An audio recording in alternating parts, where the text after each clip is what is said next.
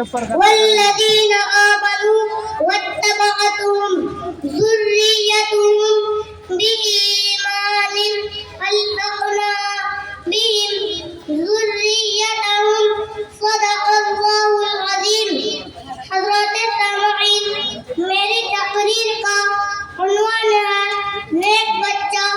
بزرگوں، بھائیوں اور بہنیں، چھوٹا بچہ جب نیکی کرتا ہے تو صرف اپنے لیے نہیں بلکہ اپنے ماں باپ اور سوسائٹی کے لیے رحمت بنتا ہے۔ چھوٹا بچہ جب علم دین سیکھتا ہے تو زمین و آسمان کے فرشتے اس کے لیے دعائیں کرتے ہیں، کیونکہ دین سیکھنا عبادت اور نجات کا راستہ ہے۔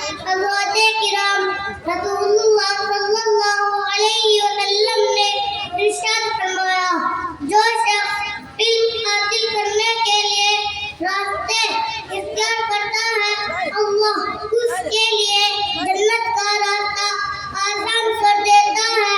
اور بس یہی نہیں، جب بچہ قرآن کے حرف سیکھتا ہے، الف با پڑھتا ہے، تو ہر لفظ پر اللہ کے فرشتے اس پر رحمت نازل کرتے ہیں۔ اور جب بچہ محمد کا نام ادب سے لیتا ہے تو اس کے سینے میں اللہ تعالیٰ نور بھر دیتا ہے۔